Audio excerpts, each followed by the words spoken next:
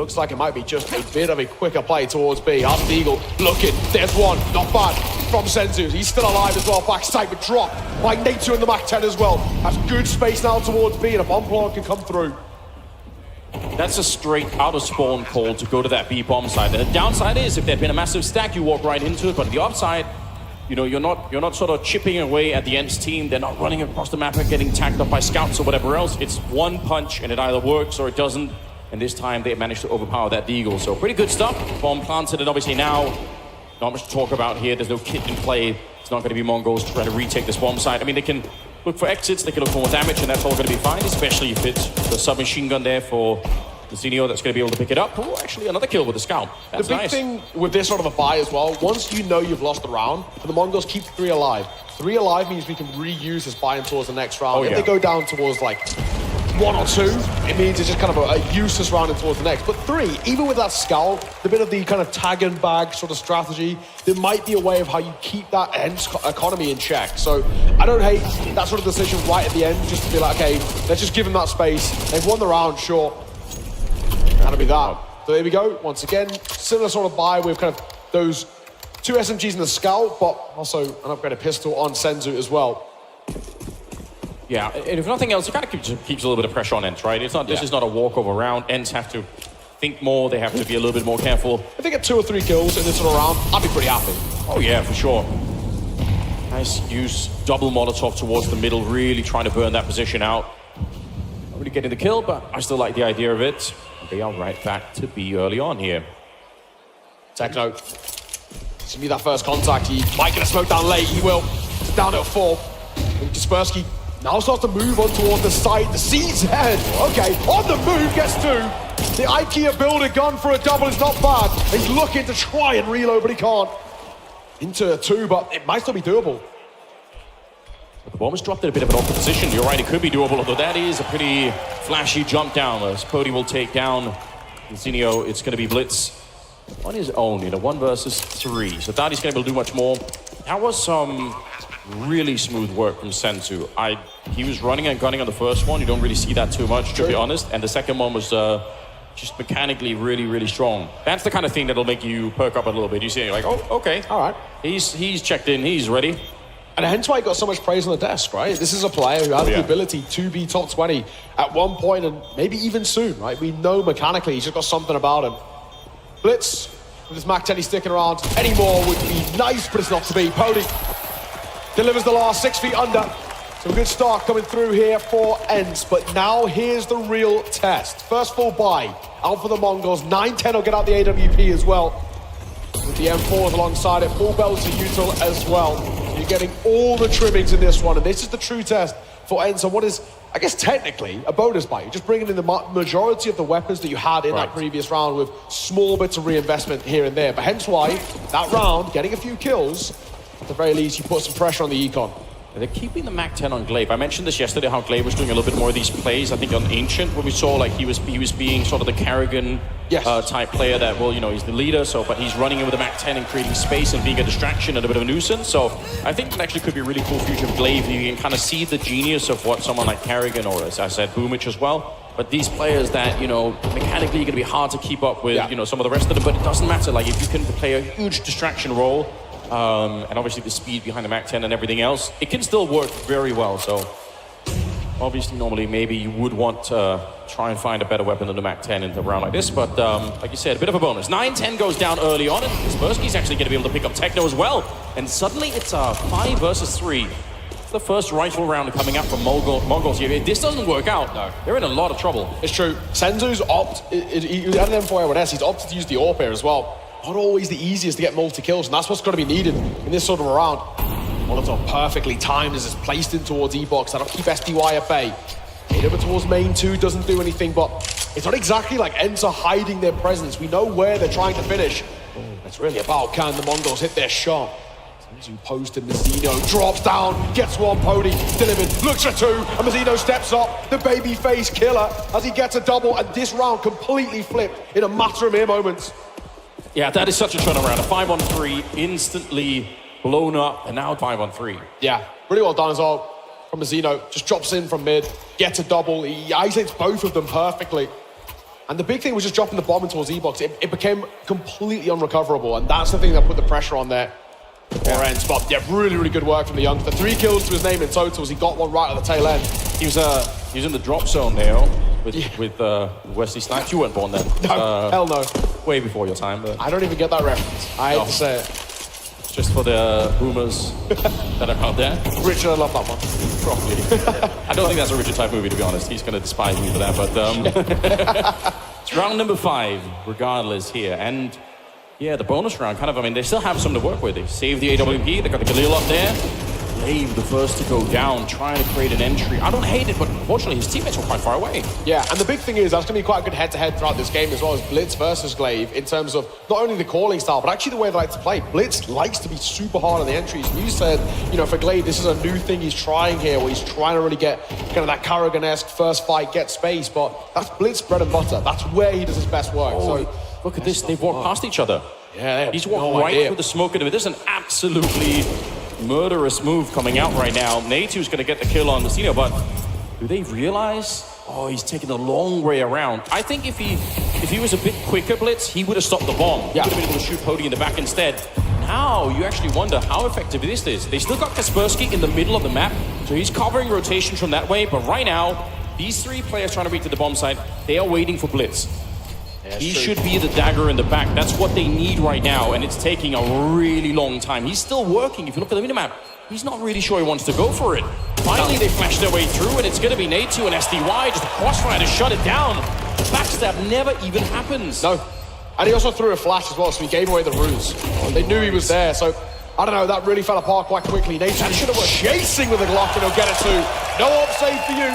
And Blitz, he'll keep hold of an AK-47, but that play from him, it was brilliant until he just gets, for a moment, hesitant. He should have been trying to put the pressure on, either as the bomb's going down or literally, you know, just after. But after about 5-10 seconds, when he's taken so long to move through carpets, they start holding for him. So thinking, right, somebody might rotate through mid, and there might be a flank on here. If he threw the flash, like you said, then he did. Yeah. They're not expecting for the 2 T players to be that far up. They're thinking that they're further back at the bomb site.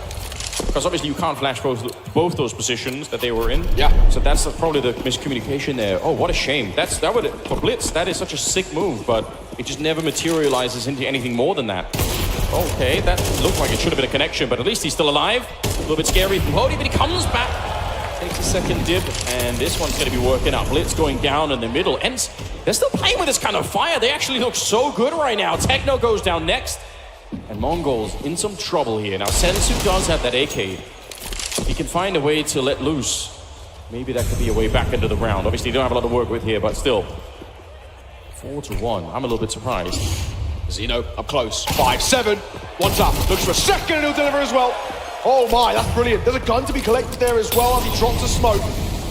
It doesn't spread as well. He's a lucky man. A move being made as well. The Senzu, who scooped up the AK off Blitz's corpse, makes it work. 2 versus 3. Pody less than half HP as well this round. Somehow it's absolutely on. And all Mongolz had was a saved AK. And it was the 5-7 that really did the work there. I can't believe it. That's a bit criminal for ENCE because they had the grenades to avoid that. You can check the front of the A-bomb side, just, you know, Molotovs and everything else. You don't have to go in with nothing, but they did, and they absolutely paid the price. Now, the bomb is going to be planted here. The round is not necessarily over yet. Kaspersky in a really awkward position. 9-10 knows that he's there, and he's going to win the fight as a result. Just Pody left. A young Finnish superstar, but this might be a step too far for him. Alone versus 3, trapped in the bomb side. The first one is quick, but he can't get the next. Tito is there right on top of him to take him down, and it will be the Mongolz to pick up the round. A round that they should have never been close to even winning. Yeah, another really good round from Zeno as well. Those opening double that he gets with the 5-7, super important. He just sets himself up for a couple behind. It's really, really good just to utilize the numbers in that spot. They knew it was a 3 versus 2 on the retake, and even despite damage that had been dealt towards Messino, they know they can still just use him as a bit of a human flashbang. It's perfect. Man, if they had no grenades, it would upset me a lot less. But they had the Molotovs. They could have mollied them out. Yeah, they could have easily done that, right? But even when they threw it, it didn't go deep enough as well, so they didn't throw the right Molotov. It's such a common angle these days as well. It just is, it feels like it's so ineffectively clear. That one flash is not good enough. Drive-by. Okay. Like Kaspersky gets a ding. Mac 10 is back, but this time it's on Natu, and actually somehow, oh, it's SDY as well. Going to be picking up that one, kill the grenade, falling behind a little bit here. SDY wants to hunt him down. He knows he's in the corner, but he can't quite kill him. The Deagle comes out instead for 9-10, and it is a 3 versus 4 all of a sudden. This is a brutal game to begin with. Glaive shut down. And now suddenly Kaspersky and Pody 2 versus 4. I really enjoyed the intensity of, like now, obviously you had a bit of a delay. Yeah. The intensity of this game to begin with is absolutely sick. This is the sort of Counter-Strike we love as well. And hold down to 2 now as well for ENCE. What do we actually even do from this situation? Glaive got a call from the grave, and well, Kaspersky and Pody got it once again. They were in the 2 versus 3 last round. Now in a 2 versus 4, arguably considerably harder. There is a lot of damage dealt. That's the main thing going for them, but they have absolutely no idea what the setup is looking like for the Mongols, and Senzu might just go completely overlooked here. Great angle, great find. Last man of Pody, he's got HP, sure, but what's the aim like? Gets the first, which is good. Flashbang as well to try and rerun this corner, but I'm close. 9-10, shotgun AWPing. He'll close it. Good work for him. He was under a lot of pressure in towards E-Box. And he's getting ran down as well by a Mac 10, but he delivers well with the Eagle. Sets up for the second with the AWP, and the third there to close it. Fantastic work. Apart from Senzu's position there being a bit of an off angle, the other reason why it works so well is that if they wanted to check that with a flashbang, they are also telling the entire Mongol side that they're coming to the B-bomb side. So you can flash it, obviously, but you're just giving sort of the game away. So you almost have to fight him straight up, and it's just really awkward. Back to pistols now for ENCE. And the scoreline, they were running away with it, but they've had some struggles that have been a little bit self-made. So we'll see if they can iron those out right now. They're definitely playing with a lot of heart in this game, but the longer this goes on, the more Mongols are going to get fired up and warmed up, and that is a big problem for ENCE. Could have been a good nade, but they dip away in time. It's already not too shabby.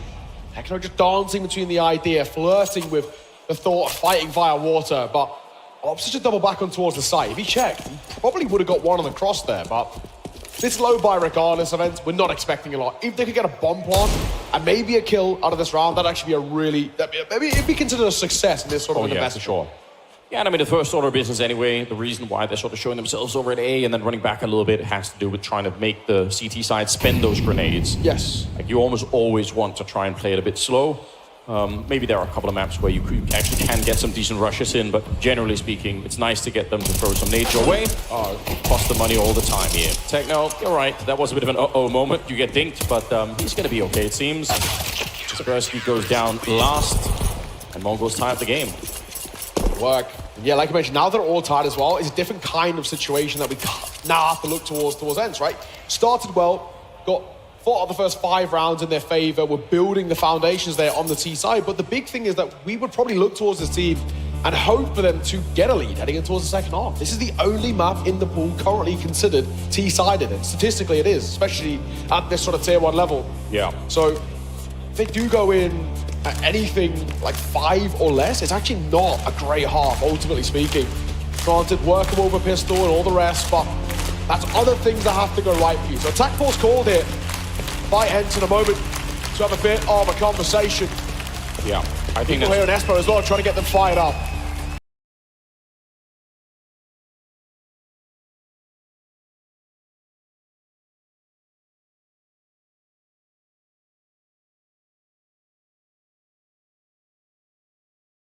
He's getting a lot of success in the early part. He's buying space. It's just unfortunately, ENCE are doing quite well at getting these opening kills. They're just not converting on the rounds. Time and time again, they're giving opportunities for people like Senzu or Mazzino to get multi-kills and bring the numbers back in their favor. So it's really unfortunate. Pody's doing so good in these first few seconds, but it's not working out in the more macro sense. Yeah, I think that probably is one of the more important takeaways here is once you've got the 5-on-3, like that's supposed to be the easier part of the game where you can sort of close, you can trade your way through the round and you probably win anyway, but they've had a little bit of struggle with that. You have a forward presence in the middle. It's 9-10 on the AWP, just making sure to try and punish anyone that's here, but the rest of the defense is really far back on the map. Like no one's peeking outside of the B-bomb site or outside of the A-bomb site for that matter, so ENCE might be hard to find one of these early fights here. They finally do it. It's actually Glaive that comes out on top. That's a very nice shot to take him down. You can see as well, 9-10, he was getting restless. No information, nothing offering up, and he thought to himself, I've got to make a move here. And he didn't. Best thing he probably could have done was just hold down that angle. just doesn't work out in his favor. It's going to reclaim a bit of space, though. Once again, we've spoken about this. ENCE's done a good job of getting opening kills, but they're not converting the rounds. They're still losing from these 4v5 situations that are generally seen as favorable to them. See, that's the case. Flash in towards E-Box. Another great find as Techno gets caught. Pody, fantastic work from the Finn. And more needed behind it as well. As ENCE smoked out from back flat. The spam is good. SDY will get caught. This round is far from over. Bomb to be planted. More damage dealt as Pody barely alive, but all down to one. And Blitz, surely impossible for the IGL. Spotted, tagged, and surely to be 6 feet under in a mere moment. And he will. ENCE deliver and take back the lead. It's a very aggressive round from Kaspersky. Well, we saw him the first time yesterday, because I've never really seen him play that much. I've heard his name maybe once or twice before this tournament, but that's the first thing I noticed, that, man, this guy's taking a lot of aggressive fights sometimes, and I don't know if he has the skill to really carry it through, but towards the end of the game, I was more and more involved with it. I mean, maybe he actually does. It can be risky to sort of double and triple down on that kind of aggression, but it seems to be working out in some of these rounds, so that's pretty cool. Wow. Well done. Good round. Just and again, a good follow-through. This is something we saw from ENCE in their first game, is that whenever Glaive makes a call, it seems like the whole team is on board. That was the AWP from 9-10, so peaking at the same time there, and they're going to get the kill on Kaspersky as well. I love the change-up in tempo as well from the Mongols. They've been sitting back, and you touched on it in that last round. Basically, they sit back and one person goes for information, and then they react. This time, in 2 different fronts, they try and take fights, and 9-10 and Techno taking that water control early. Really good work. Question is now, on the flip side, how do ENCE respond? With 3, impossible, but they've got to try and isolate a couple of duels. So hard to do right now on this map. Smoked off towards A. I think they wanted to take a look, but that was delayed a little bit. Cassino holding over there for the minute. So they're making their way up through the river, and that's a very cool shot to begin with. Techno goes down. If you could do it again, the round might be back on, but you got to be careful here. It's 9-10, nearly trying to line them up. Pody's still good for another kill, and somehow we found ourselves in a 2 versus 2 with just 40 seconds here. Cassino's going to be careful. You don't want too many footsteps, or they're going to hear you, but otherwise this position is so strong. SDY, he doesn't care. He just runs right in there to take him down, and now it's on Senzu. And what could he actually do? If they give him a chance here, if they peek too early, there is a way, but the scope could end up betraying him. He can't see that he's about to get flanked, and it's going to be Pody instead to take his face right off. ENCE, they gave up themselves a 5-on-3, and now they claim one back. And that's a huge 5-on-3 as well. That felt completely unwinnable at one point, but then, like I said, they've got to do the one thing right. Isolate a couple of duels, and they just do it perfectly. They give themselves great opportunities to trade, and then just continue delivering pain on towards the Mongols. Well played, and again, fantastic from Pody. He just sets himself up so well. He's playing so much kind of smarter than his age. You know, 19 years of age, he's young, he's not got a hell of a lot of experience, but my God, doing so well. There was always these question marks about when ENCE kind of promoted him from the academy to the main team. Is he ready? Is he able to play at this level? The answer is yes. Pody, once again, delivering on towards Techno, and Senzu could be in trouble. He'll get a kill of his own, so back into the 4 versus 4, stuck in the open here. Needs support, and Pody will fall, but in the afterlife, catches Blitz with the flames. That is actually the perfect illustration of the kind of Kaspersky moment that I was a bit worried about. He didn't have to be pushed forward at all. It's not necessary. Glaive, good hold on to Senzu. If he goes down, I think the round might fall apart right then and there. Sneaking in for the middle. That's an MP9 on the other side. He should win this fight, but somehow 9-10 just cursed him. Yeah, crouches, crab walks his way out of that one, and we're back into another 2 versus 2 here. There's plenty of time, but I do want to revisit this. Once Pody gets the first shot with the AWP, they're on a 4-on-5. Yep. Kaspersky can fall back. He could let Pody flash himself into the next fight. They don't have to keep pushing there, and they kind of do anyways. That's a bit risky here, Nate. You've got to be careful. They're all coming for you. In fact, they line up, and it's a bit of a slaughter. All right, ENCE looking good here for the first half. Yeah, they are. I'm really liking what I'm seeing out from ENCE as well. Fantastic recovery in that situation too, because once again, they go numbers as advantage. The one, I think, real misplay for me there for the Mongols is actually the overextension from Senzu. When he pushes now out through Vale, he dies right at the end here. I don't think he needs to do that. The best thing he could have done is just fallen back towards the site, repositioned, gone towards black flat, taking a bit of space in towards E-Box, but for him, he keeps trying to wrap in towards mid. And when he dies, it flips the round. It gives so much space for ENCE to manipulate. So final round of the half, 7-4. Look at what they got. It's not great. Oh, here we go. P9s and the farmhouse are going to flash their way in. And they are now hunting for Pody. Good for one. Looks for a second and he'll get it as well. How is Pody isolating fight? Finally dropped to the hands of 9-10. Bombs at A. If they knew what we knew, they would already be planting right now. They have to keep SDY alive. He's away from the pack. He's playing his own game at the moment, and he's going to go down. Techno stealing an AK and wielding it to take down SDY. Yeah, they know. There's two. They're not going to get the partner here. There's two. Even if they do, like you said, the fact that there's two means you're probably not going to expect the second one. It's a bit of a range there, and a nice 180. As Natu will take down one of them, but they never expect the second player. That's kind of the power of it.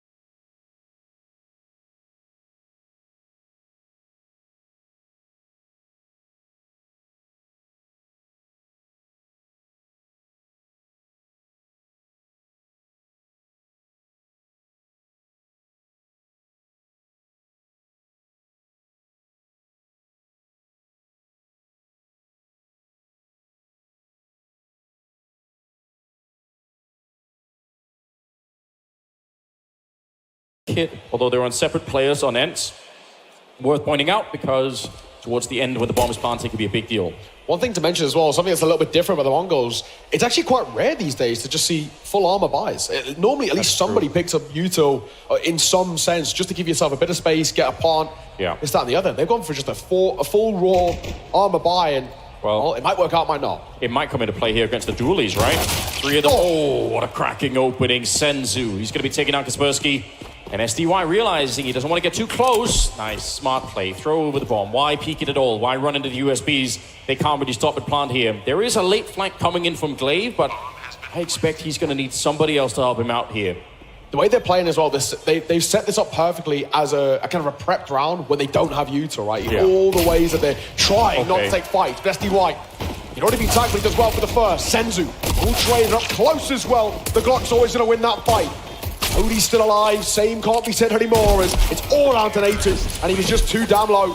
Great round from the Mongolz, and we said if they get a pistol, it puts a lot of pressure on towards this lead is now already at a bit of a harrowing state, because realistically, there shouldn't be that much of a buy here, friends. I would love to see the second engagement from SDY against Senzu. I think SDY was flashed into that fight because they had one flashbang, and it looked like Senzu couldn't see anything whatsoever. He obviously could, but it just looked like that flashbang was pretty good. So fun to see from his point of view there how that actually played out. But you are right.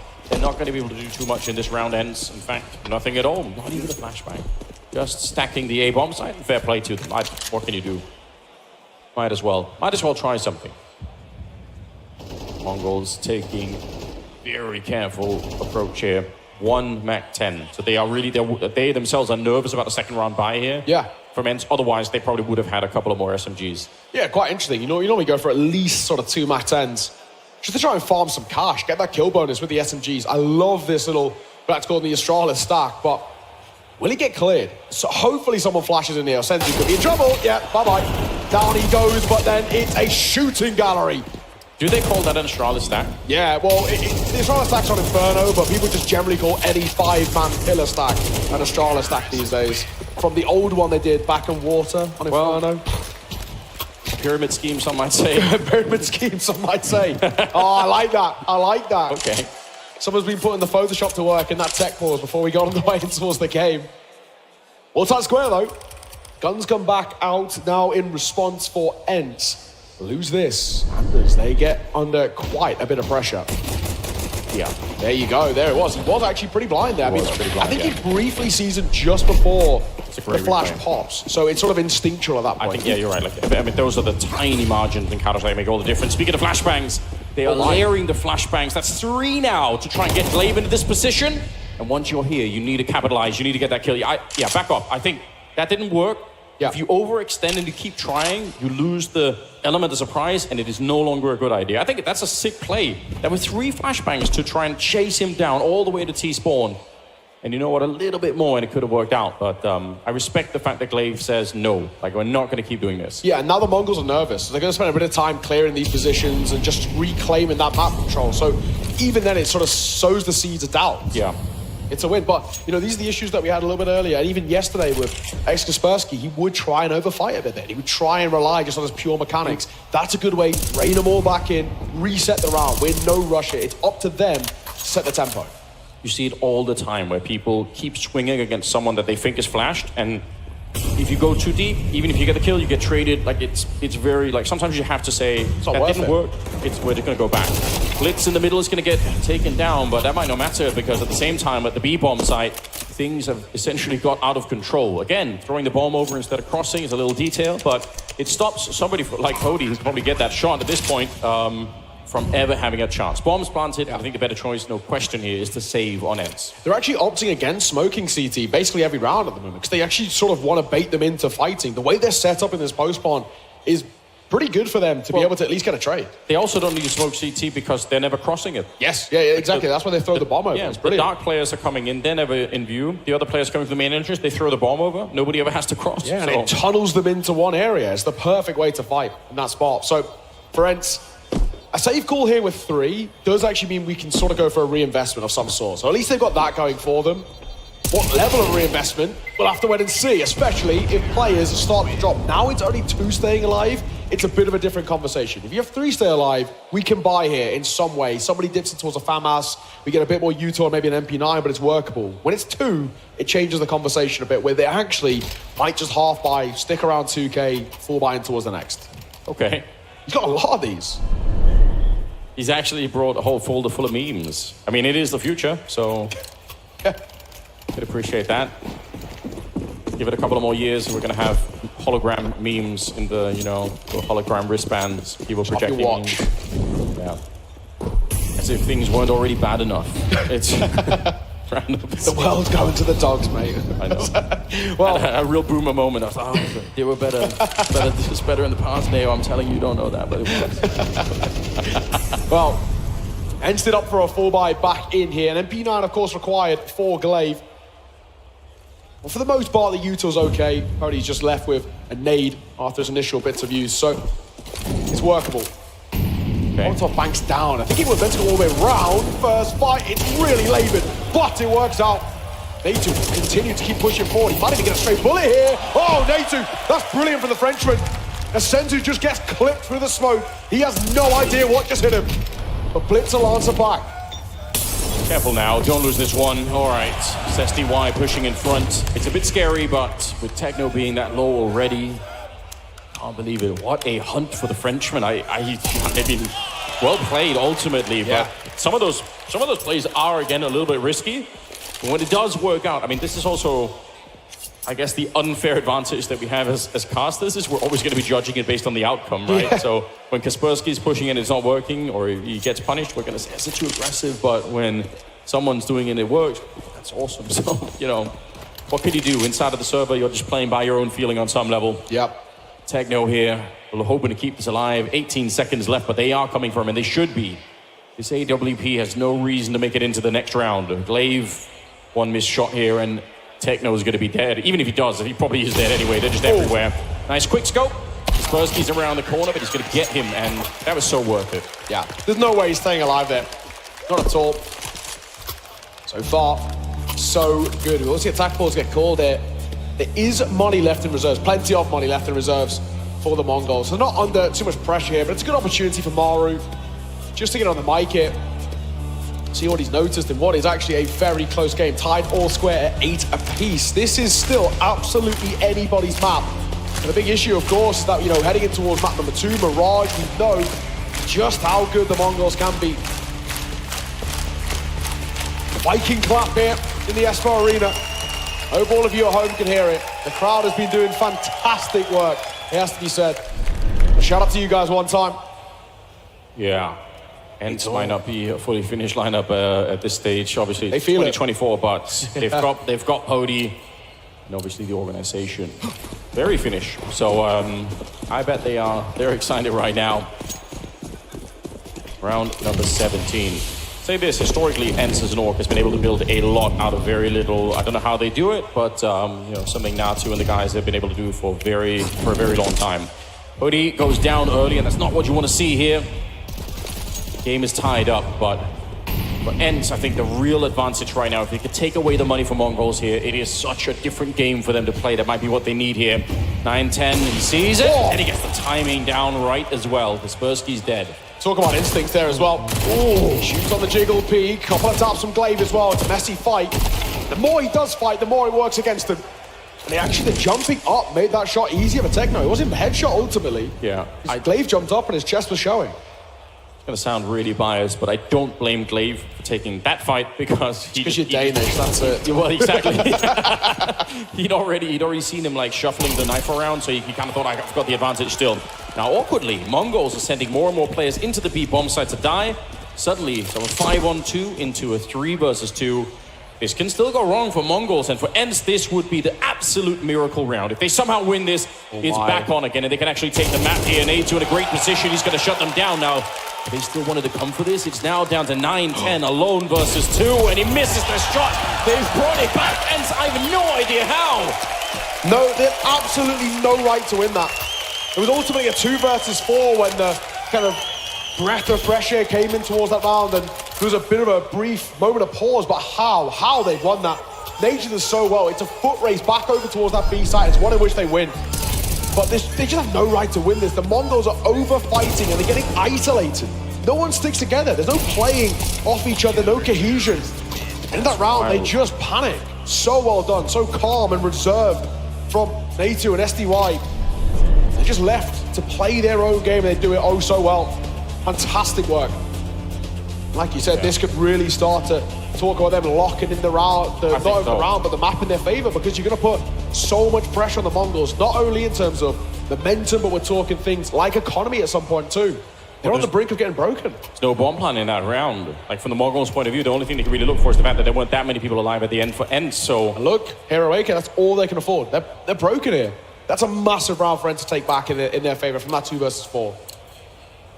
I mean, it's on Blitz as well. Probably some people in the audience thinking, man, give it a Messina or give it a Senzu, see if they could do a little bit of work, but it doesn't always work out that way. Sometimes it's just whoever can afford it will be the one to get it and use it. See how much they can bait for him and sort of set him up to get maybe 1 or 2. Natu in an interesting position. Oh, the flash coming in right over his head as he peeks above. That is one hell of a flashbang, but it's still only the 1 kill. Grenade on top will do quite a bit. And SDY, you've got to get out of there. You don't want to be dying here. They do line up for him, and actually it's a team kill instead. And it looks like they managed to control the situation. So not necessarily bad for ENCE. A couple of moments that could have gone really wrong, but at the end of the day, they will take care of business. They'll win the round, and now they're building a serious lead. Yeah, this is looking good.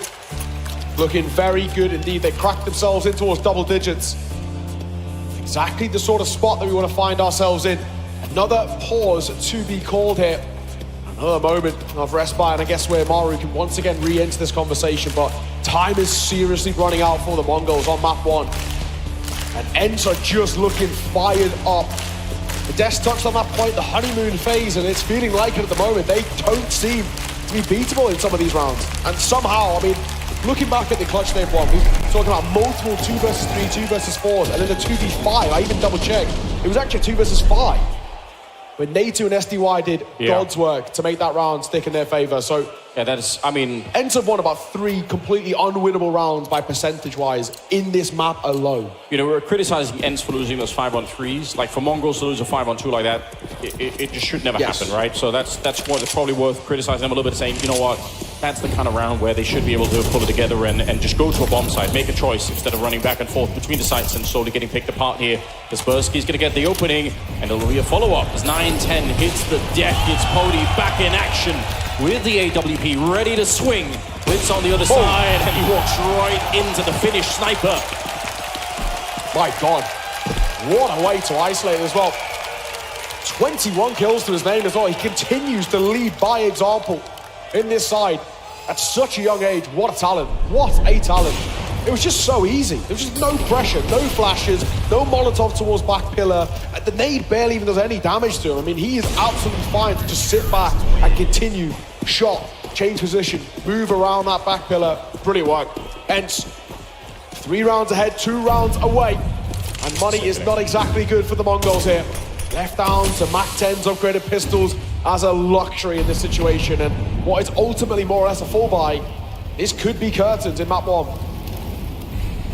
Techno, just with a MAC-10. I mean, you don't need more. Sometimes the right timing, somebody caught slipping a little bit, and you can crack open a bomb site. But they are pushing into a bit of a stack. There's 3 people here. And with the utility they have, it might not be enough to break this open, although the Tech-9 actually does get a kill in the meantime. Cody left down to the USP, but he's got some backup with him. SDY, just when they needed him, he's going to be stepping up here. Oh my God, how is that a shot from Senzu? If you do that a couple of more times, don't give him the chance. SDY and A2, they need to talk this one through. The bomb is on their side. Senzu can only win this round if they peek him 1 by 1. And they know it. Just hiding at the back here, Senzu. All right, he's recovered a rifle. It makes it a bit more interesting. Oh, they count to 3 and they're gonna go for it. That's so scary. But they'll make it work. I like the timing. I like the idea of doing the 1-2-3 peek, but he was so deep in the corner, they couldn't both peek him. Honestly, the one thing there, I feel like if Senzu has like 10 more bullets left in the chamber there, he just spray transfers. He tries at least. But because he was down to like 4 bullets, he knew that he couldn't. Close, has to be said, but close not good enough for the Mongols anymore. ENCE find themselves on map point, on their map pick as well. This Anubis, for the most part, has actually looked really clean. A 7-5 first half, and even better here on the CT side. And this could be last hurrah for Mongolz in map 1. And they have to head towards Mirage with their head down as well. This is crazy. ENCE did pick the map, but like we said, we didn't really know what that means necessarily. I mean, it's a sort of a brand new team still. Who knew that they were going to be able to take it to Mongolz on this one? It is looking powerful. Mongolz instead now fighting for overtime. They need 4 in a row to get there. The way that this is unfolding up, I don't know. I mean, they're having a bit of a hard time out there. 3 Galils, 2 AKs. At least they have some utility, but at this stage, ENCE, they're putting on a powerful display. Look at this forward position as well from Kaspersky. It's one of those things you could easily overlook. Yep, they're not even thinking about it now. Whether or not they can escape is kind of a different matter. They're trying to get him. Oh, it's beautiful. And the dink as well. He's absolutely ripped the team apart here. Mongolz are shook behind that. They were not ready for it. Blitz and Messino left in a 2 versus 4. And this could be the end of the map right here. The tag. Zio needs something and smoked out as well. 40 seconds to make a horrible decision. What do we actually do here? We should have popped through the smoke. We are. We're going to go for all fights. First is good, but the trader's better. And SDY leaves it all up to Blitz. 11 points of HP. 1 versus 3, surely impossible. ENCE on the brink of the map, and the USP might be able to deliver it. It might be Pody of all people. Finnish man on Finnish soil looking to try and close it here and now. And a nade, it might just do it. It will.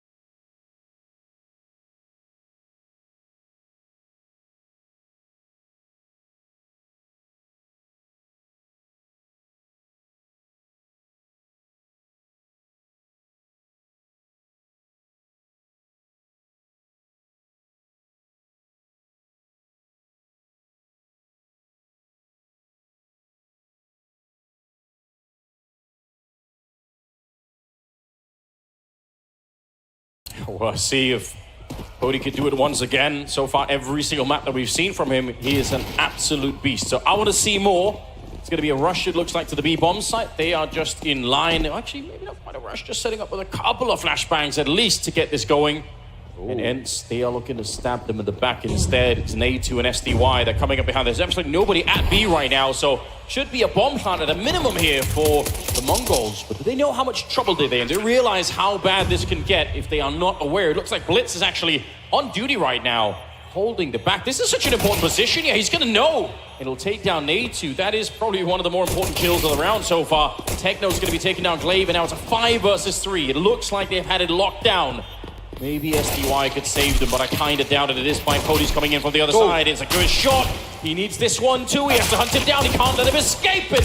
He's so low on health already. ENCE will take him down, and that is real close. It wasn't the flashiest kill there at the start for Blitz. No, but that was probably the more important kill.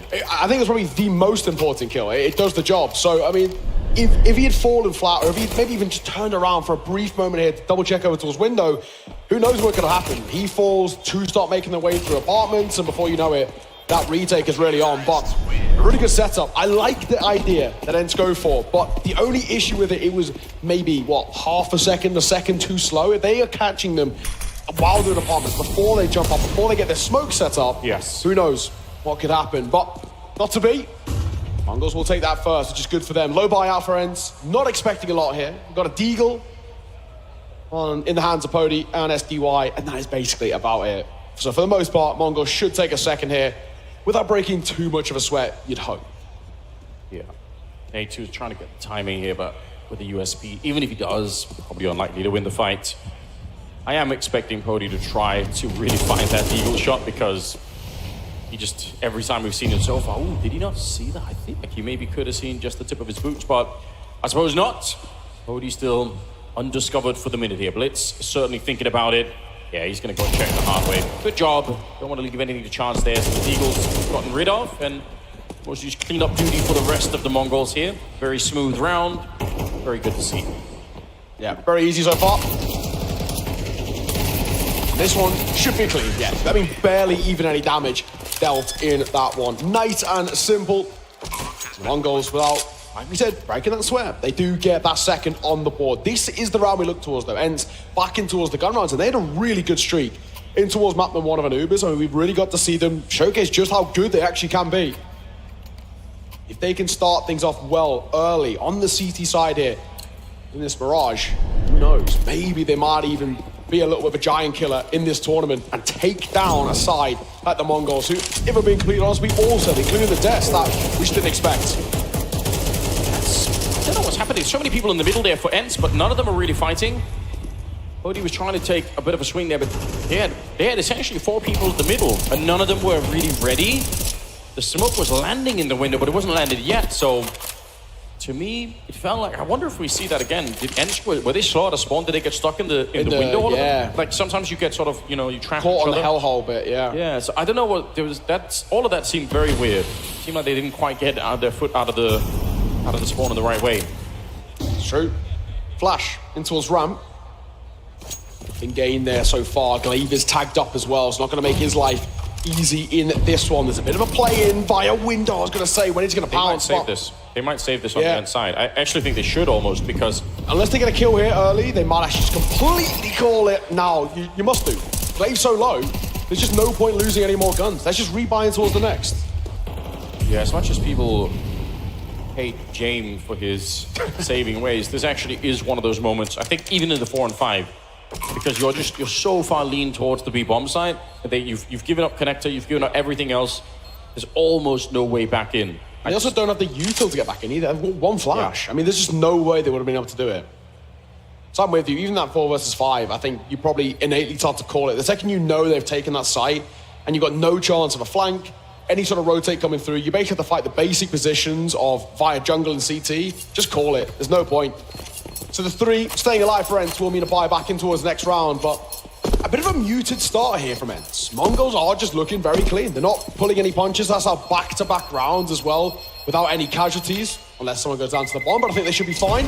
Yes, 9-10, just about survive. So yeah, 2 rounds in a row where nobody even goes down. I mean, already for the Mongols, we're talking about confidence for them, momentum, something they struggled with, and on the other side too, just a hell of a lot of money in the back pockets. Apparently Senzu's leading the tournament in multiple kill rounds. That's kind of crazy. Well, he was highlighted on the desk. So maybe... He had a good map one as well, to be fair. Just not good enough, I guess. Yeah, well, I'm not gonna be second guessing the esports historian, so trust in Duncan. It's gonna be round number 4 here. The Mongols said pretty smooth sailing early on. They're quite happy about what they are up to. The saved rifles from ENCE, they have to have some sort of impact here. The MP9 picked up on Glaive. Yeah, this is where they need to have a bit more of an impact early on. Casino can actually find an insane timing. It's just a little bit early in the palace for somebody to be checking, but looks like he doesn't spot even anybody. So for the minute, things have just kind of calmed down a bit. Another smoke in the window.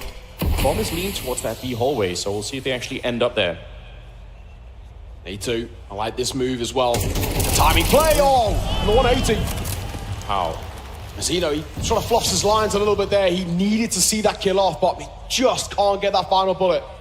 Kaspersky up on high, he does mess it up, and 9-10 will punish. So back to 4-on-4 for only for a brief moment. SDY gets his moment too as Blitz will drop. It's a weird round though, because for ENCE, there's just a couple of them still so low. Oh yeah, it still is a very dangerous round still, even with the 1-man advantage here. They can't really count themselves safe. I like this from 9-10. He's trying to create a distraction for the other 2 players to really make a play on the other side. So stay alive here, getting kills. Sure, it'll be a bit of a luxury, but that's not the main thing. Oh, he's so lucky to be alive. But yeah, he created a bit of attention over on that side. Glaive is now going to call it in and say, nope, it's to the B bomb site. We need to get everyone back here. 23 seconds. Trying to grenade him out of there, and eventually they'll take down Glaive. And SDY, yeah, you've got to stay alive now. The backup is coming, and they're not that far away.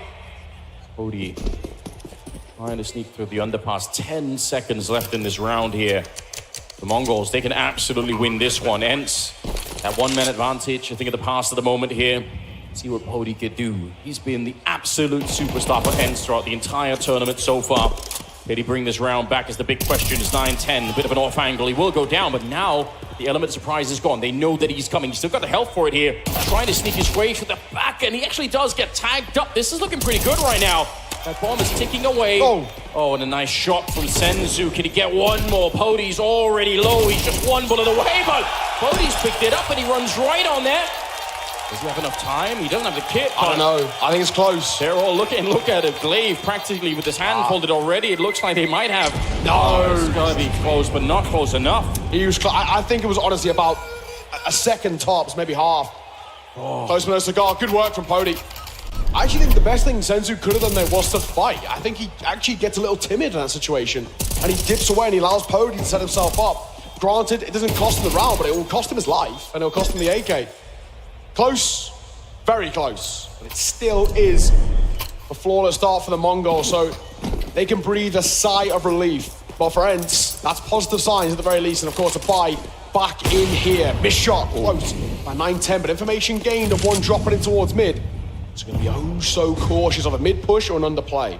That's, I think, the 3rd round that Mongols are fighting before the window smoke pops. That's something that ENCE have to sort of keep in their memory, that just because that smoke is in the air doesn't mean that they're going to stay back until it's actually there. Oh, that's a fight you have to win every single time. SDY, I think he had like a second of advantage there, but it doesn't matter at the end. Kaspersky goes down as Senzu just absolutely checks him. Sorry, sit down. I'm throwing it out, Prod. We need to get a replay on that POV. That was ridiculous. Yeah, Glaive, he's doubling down on it. A classic moment. If you don't get it the first go around, sometimes coming back for more is not the way. Looks like there's going to be a 5-0. There's absolutely nobody here. And even worse, Pody is all the way across. He couldn't be further away at this point. Just call it. Nazy, just give it up. Fall back, keep hold of this rifle. That's all we can really go for in this spot. It will be actually a bit of an awkward buy is now for ENCE towards the next. Money is not great for them, even with the 2 saves as well. The only thing they've really got going for them is loss bonus. At least that can kind of facilitate maybe something. Yeah. Pody and A2 could drop over. Somebody goes towards like an MP9. I'd expect like Glaive, for example, and might facilitate an investment as long as both stay alive, that is. I think even if Nato was to fall, yeah, that's not risky. I don't think it's even worth it. Blitz, He was looking to see if it was a secure place to exit. Natu, if he moves, he could be in trouble here. Another fight as well, which Pody doesn't really need to take. Natu a pound to 1 with a quick trade coming through. Last man of Pody, he'll drop a smoke that'll keep him alive. Yeah, really hoping to fifth round. Mongolz 5-0 start. Anders, this is looking pretty good, also pretty concerning for ENCE. Yeah, you definitely want to see them get a bit closer than this, even if this is the map pick of the Mongolz. Benning saw him. Just having himself a bit of a good time out there. There's these multi-kill rounds that we spoke about with Senzu, right? Why he's got the most of this tournament so far. He's so good at getting space. The mileage he gets on T-side is incredible. And for ENCE, you know, we look at this timeout, he has to be #1 thing of how, you know, who we stop and how do we do it. Trying to see if the crowd can get ENCE back on their feet. They do need something to spur them back on here. At the moment, it's not a lot to highlight on their side. There's not a lot of positive things to talk about. Yeah, I mean, unlike the crowd, it's a bit of a muted performance so far from ENCE on this map. But he's something. Yeah, unfortunately, though, I think with Natu falling as well, they just don't think it's even worth for that reinvestment around here. So they're just going to go for a few greater pistols at the very most. Half armor, and Pody, of course, keeping hold of that rifle. But he's got money left in the locker as well, that even if he was to fall here, he can still get an ore part next round. That's all that matters.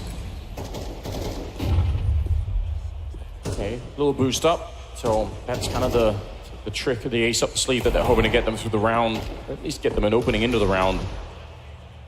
Again, Mongolz playing quite carefully. Don't want to get pushed, don't want to get locked down. Grenade not going to be chasing anyone down, but it looks like they have decided to go check out that A bomb site. Don't really blame them. Standard A execute. Usually you could get the bomb plant behind it, right? You got the wall of smokes up, you're just smoking off jungle and CT spawn. Pretty likely you're going to be able to find a way to crack through.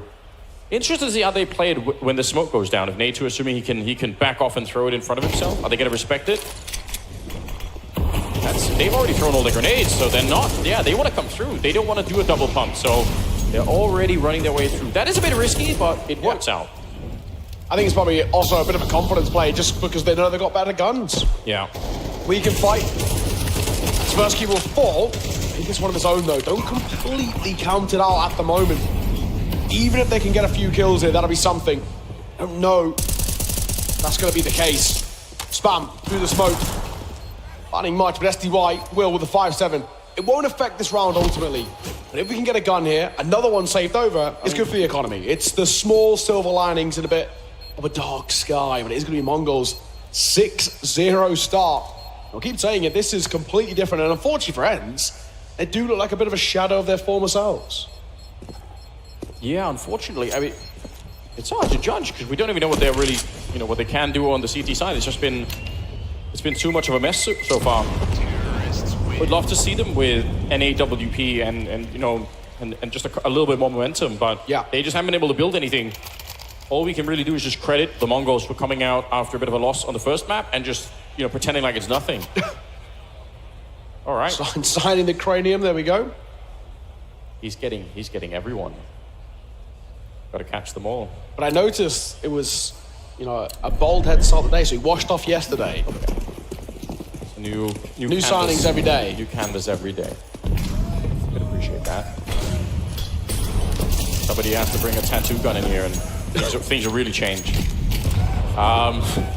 Leave that now. So round number 7, and again, we're waiting for ENCE. They're the only ones that can really pull themselves out of this one. Oh, it's going to be a hit. If Pody dies, the round is over. It's going to be so fast here. And even if he gets a kill, they're going to keep hunting him. There we go. The trade is in. They're still in a lot of trouble. Look how far away they are in the middle here. We're so deep in this first half, you kind of almost have to try and go for it, but it's not going to get any easier. I've got to say, that aggressive angle from Pody, it's not even worth it. I think the only way you want to be playing that, if I'm being honest, is on that little bit of a ledge on the van where just your head spotted up. It's equally as good, but getting one there and getting traded, completely useless to the round that they were set up because they had no one towards B. Like you said, if he dies, the round's done. It's so simple for the Mongolz. Bit of aggression, play this sort of pack mentality. It's also sick for Mongolz on the other hand. They can't necessarily know that this is the exact setup, but it's wild because very often, I think what Pody's thinking is, I'm just getting somebody who's looking for information, right? Yeah. I'm not, it's not going to be, oh my No, God. that's a bad time to have a mouse wheel jump. Oh. We're in 2024. I know. What's happening? My good friend Trav will be loving that one. He has a list of all of them, and that's going to be added to the list of pros who have died to the mouse wheel jump, and the fact that it's on LAN as well. Nerves from the youngster, maybe. Yeah, it could be. Another pause coming through. Second, or maybe even better now as well. Pause coming forward. Yeah. But, yeah, a really dicey spot indeed. But yeah, that was the perfect round for Mongolz to not just test that B lane and get into the bomb site, but to do it against the AWP alone. Second pause. All right. So he's got one more, but I mean, honestly, I think we're getting to the point where we're 7-0 down. You may as well, at this point now, just start kind of burning them as much as possible. I think so. Yikes. There is a world where ENCE can finish 7-5, and honestly, if they had 5 rounds, I mean, this is still on, it's still something to do here, but if you look at the kills as well, the most we have is 5 on Pody, and then, 0 on Kaspersky's, 1 on Glaive.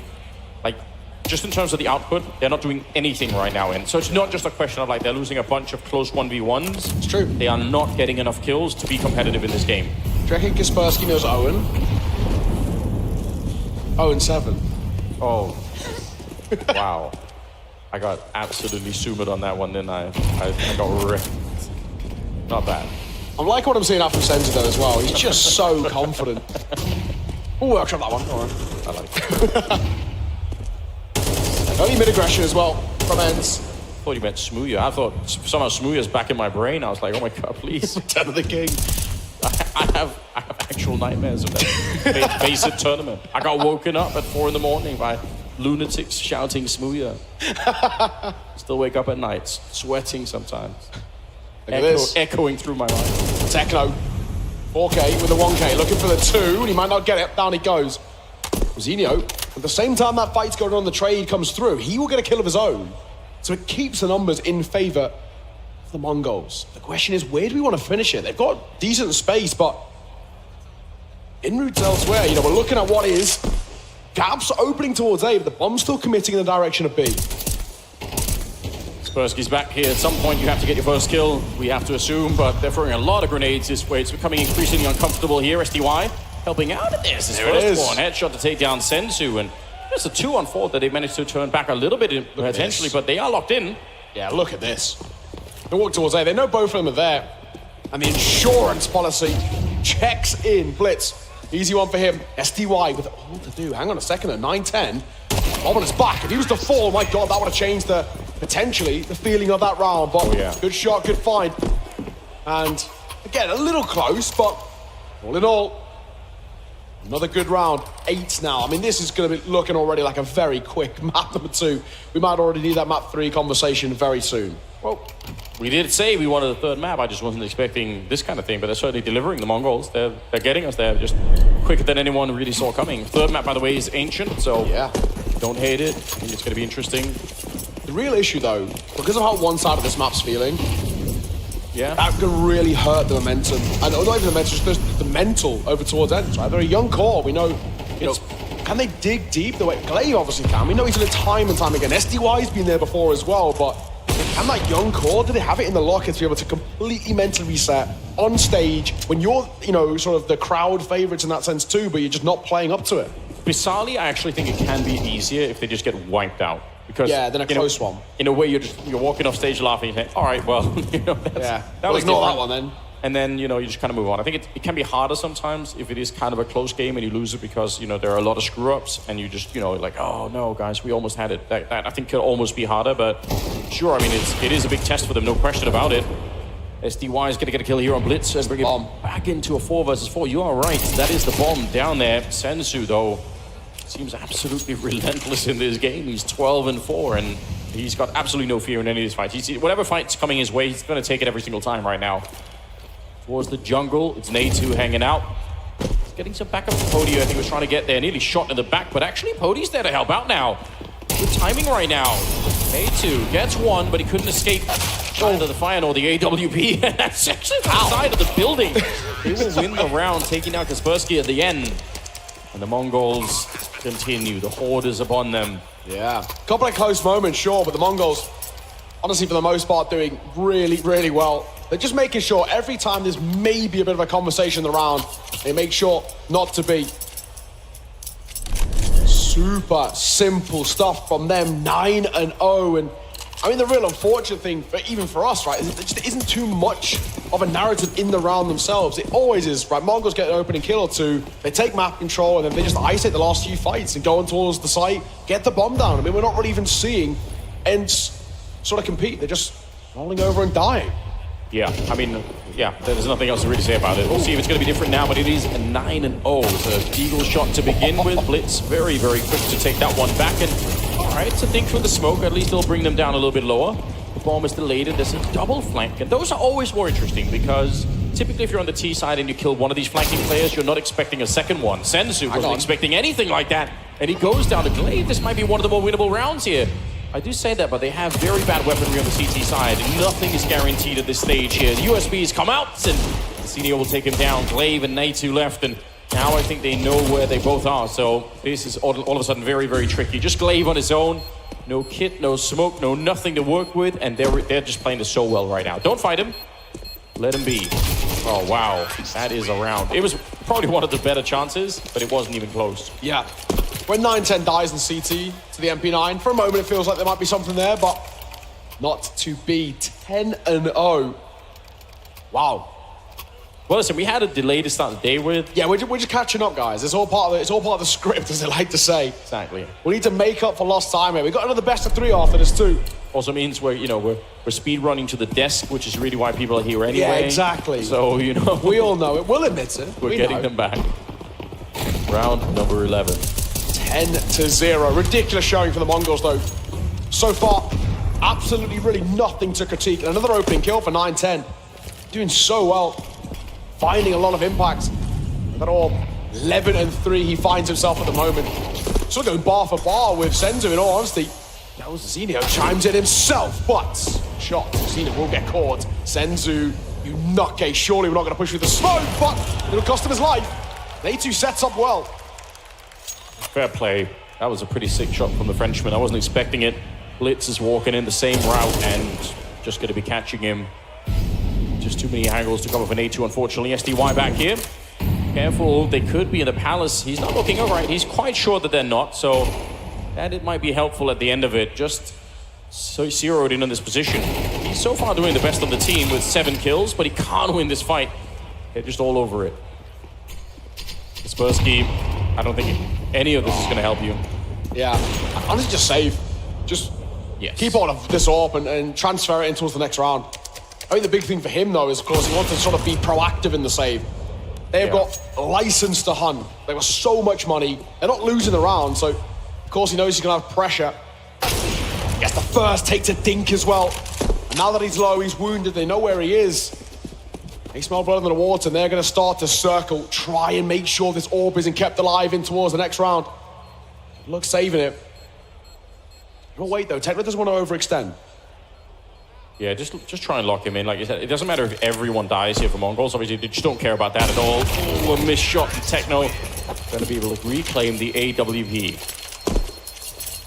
This is kind of unbelievable, to be honest. Yes. Pretty tough, to say the least, to really think of any way ENCE are going to get back in towards this map, if we're being completely honest. 11-0. You could be seeing a flawless half. I did mention coming in towards this map that the Mongols did get a 13-0 flawless against Koi at Pro League. Oh, yeah. This could be a repeat of it. This is a map in which we know they're good at. So far, so good. It's again, no smoke for them, but the same thing, they're fighting before it.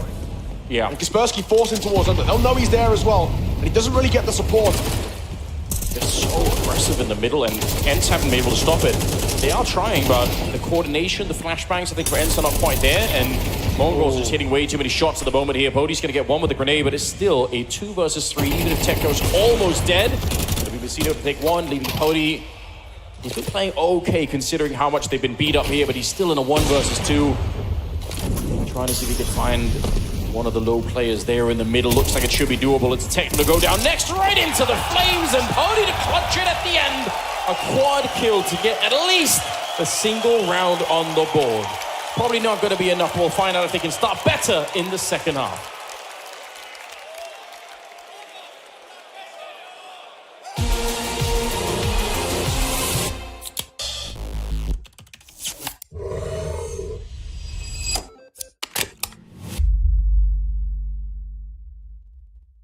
Something.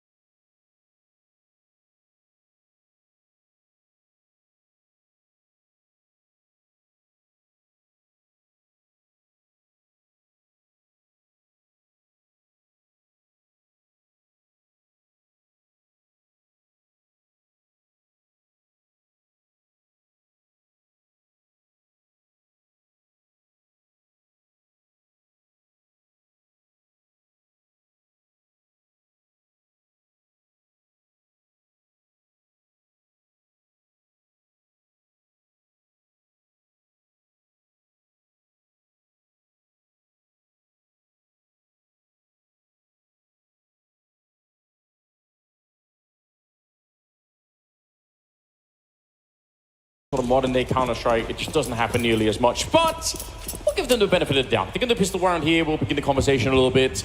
Mongolz, I mean, they have such a long runway, all of the pressure is pretty much off here. I think for ENCE, sure, if they can make it a little bit more of a tough battle, then at least Mongolz are going to be a little bit frustrated about that here. 9-10 getting overpowered, it's the first kid to get the first kill of the second round, but it's Blitz, will picking up a couple of headshots here, wants to keep on tapping away, and wow, the little advantage that they had is already gone here as they're just getting slaughtered towards the A-bomb side. Cody wants to get closer with the Glock, but trying to pull it instead. Senzu to get rid of them, and the accuracy here coming out is just so wild. That was a massacre. It was so simple.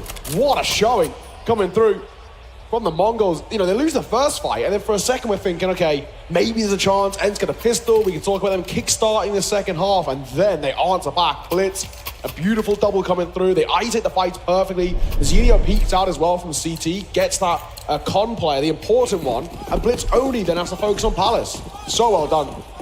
Yeah. 12-1. Safe to say, ladies and gents, this one might be over quickly. It's a last hurrah for ENCE. No bomb plan as well, barely any kills. Good luck buying in this one. We've got Mach 10 on 1. A few Tech 9s and a few bits of util. Techno, what have you got for us? Pressure's on. He does not support though.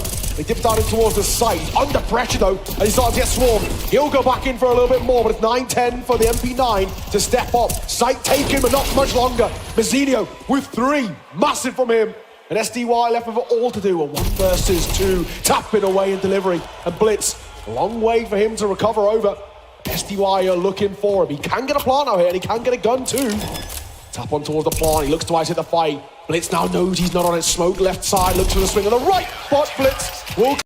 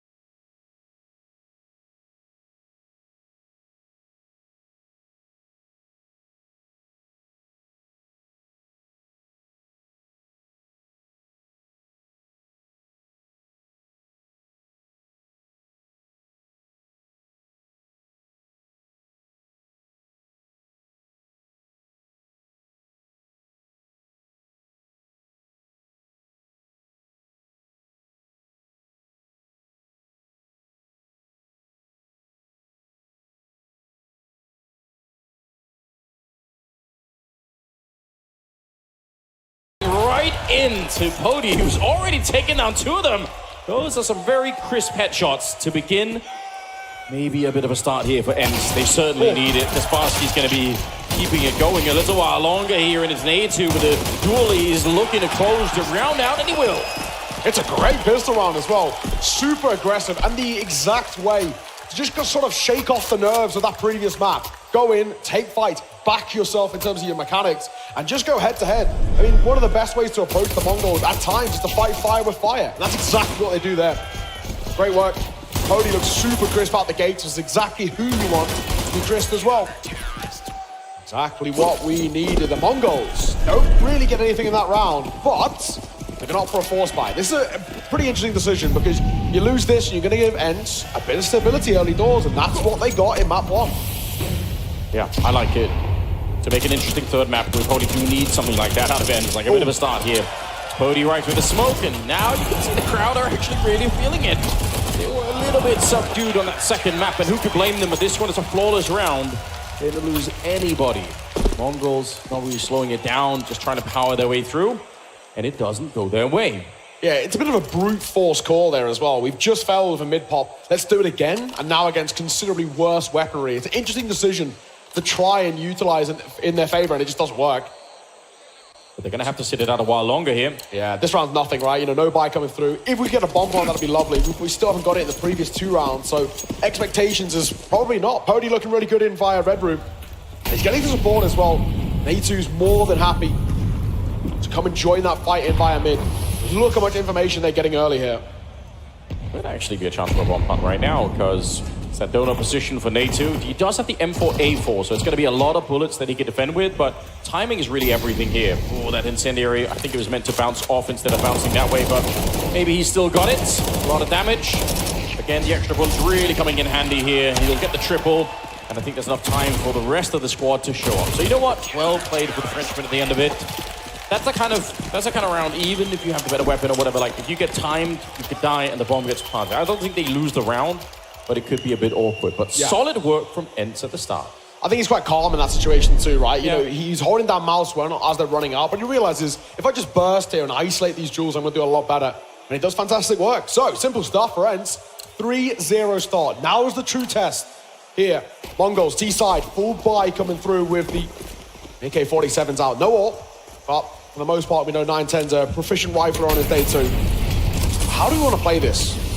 Smoking via elbow. Zeno as well. We might try and support. Blitz, we know who's like to get quite aggressive in that spot as well. Look at this forward position for Techno here. This actually could get a bit interesting.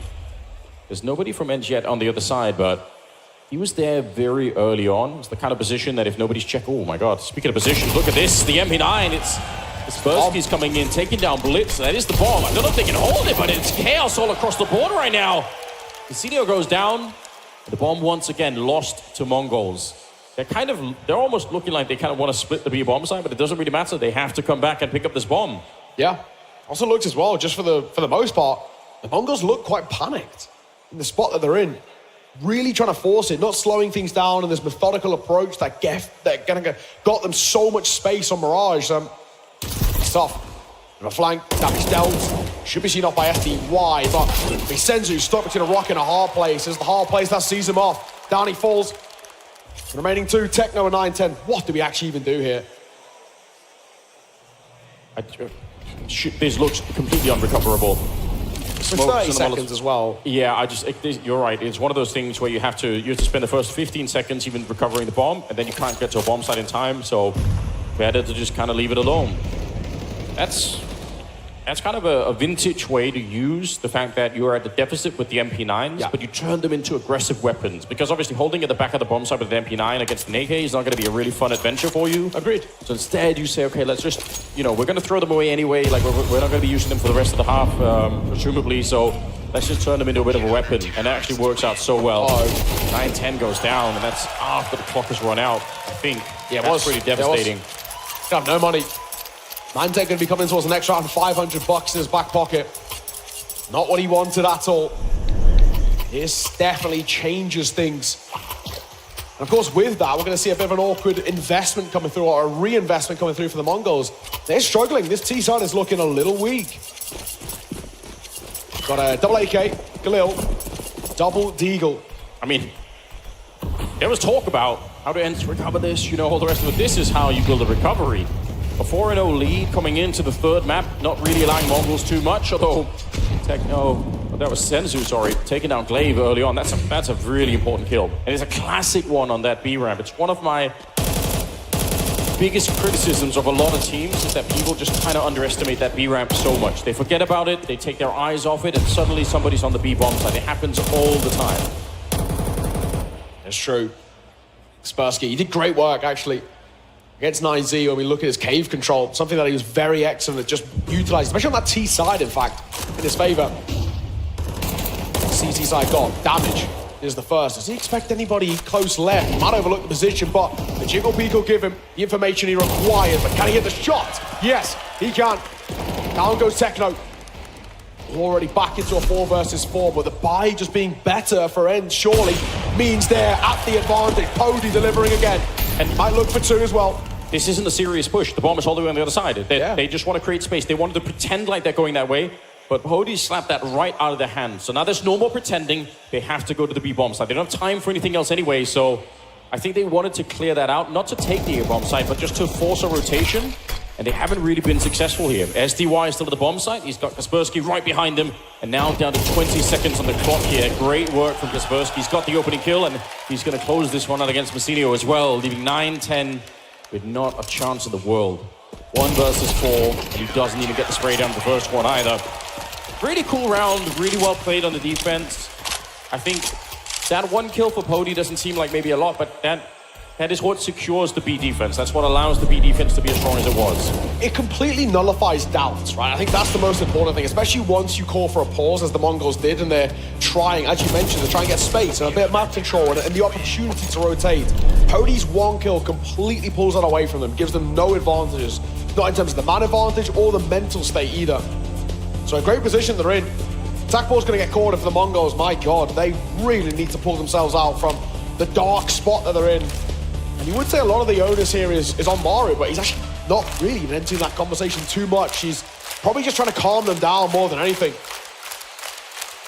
I mean, don't need that much of a conversation, do they? They're just looking super clean. Yeah, more of the same. Don't stop. This is absolutely wild. I mean, we just saw the Mongols powering through that the second map like it was nothing, and you almost would have expected it could have been more of the same here, but instead, it's actually ENCE that have taken up that mantle right now. It's going to be a play for mid-control here coming out from Mongolz. They've got the smoke down towards the red room, but SDY wants to test that smoke once again, see if he could find something through with the AK. Not a bad idea, as Nate2 feeling a bit of pressure right now. Oh, he's actually being pushed so much, but that's the bomb leading the charge, so they know that it's coming. They know everyone else is going to be following through. He can't quite get the spray down. And this A bomb site, I don't think they're going to fall back. I think they're going to keep going now. Good rotation coming over, though. We've got numbers here. We've got something to work with. Messinio, he's just trying to get a bit of information, and he does. Running towards Temple, at the very least, is something to work with. This dodo control is super important. Not going to go down, gets denied as well. Glaive, that's a big move from him, and he just falls away. Bomb will then get planted after the fact, so 3 versus 3, and there's something to work with here. And Pody, with him being tagged, he has to kind of fall away. This is interesting. I mean, SDY, he's been spotted, but it doesn't matter. He gets the headshot on Messinio. That was the flank coming in. Techno realizing there's somebody in the middle as well. He can guess where the last player is. Kaspersky gets that one, and now it's all on Senzu. Alone versus 3. The bomb, sure, is ticking away, but they've got kids on everybody. They should be able to clean him out here. The 1 shot, and now they're running. They're running out of time a little bit now. Senzu, has he actually done enough here? The spray is good. He's going to be taking down Pody. Runs out of bullets, but I think maybe he bought enough time for it. Kaspersky straight on there, trying to get this defuse, and just in the last second, he picks it up. What a clutch that is. Ridiculous as well, how they bailed themselves out of what was such a dicey spot. My God. Mongols can't seem to buy around at the moment, and ENCE are unstoppable at the moment. What a showing we're seeing. And Pody continues to deliver too. This is absolutely ridiculous. I mean, Senzu, it's a great effort. He gets so close. He just runs out of ammo. Something as simple as that cost in that round. So close, yet so far. This is absolutely wild. Right into the middle we go again. Mongolz, they are fearless. They want to keep the pressure on. They want to keep this pace up. They run into Cody once again. Trade though, Senzu, the multi-fragger, looking to see if he can reclaim this. Looks like a free kill coming in from Blitz. He's going to be taking out Pody, who didn't even think about that. It's SDY at the edge here, and Senzu's low enough that a good grenade might actually just kill him, but as Persky goes in there, it's still SDY doing the work. I don't know what's happening. It's still a 2 versus 2. Another round of all-out chaos. That's true. 2 versus 2, tapping away as well as Blitz. Barely alive, but he'll deliver. Smoke down 2, and one in which he can potentially even utilize in his favor. Bomb planted, 1 versus 2, Natu. He's had a lot of experience on this map, playing back on Miles and XT. And one in which he really shines on too. Now would be a time for him to step up, both in that 1-bullet headshot range. I think he's so far. He knows what Blitz is, so he might just be playing to find Blitz and get the kill and sort of make it less of a celebration for the Mongols. It's true. He doesn't have a smoke either. It is the B bomb site, but it's just taken such a long time to even get into this one. All right. Looking for see if there's anyone else nearby. He wants to make it a quick double if he can, but we can tell that Techno is miles away. So he's running up there, knife out, trying to see if he can beat the timing. Techno out in the open. That's a bit scary, but that beep is just a little bit too fast here. So Natu is actually great. Like I said, yeah, sure, Mongol's happy to win the round, but it's not much of a celebration anymore because it's like, oh, we lost everybody. So how much, like, not a lot of high fives going on when that happens. If only he actually went just a little bit earlier, who knows? Senzu, in the tournament, in having success in opening kills, 70% of the time, a ridiculous statistic. But yeah, exactly, do it more.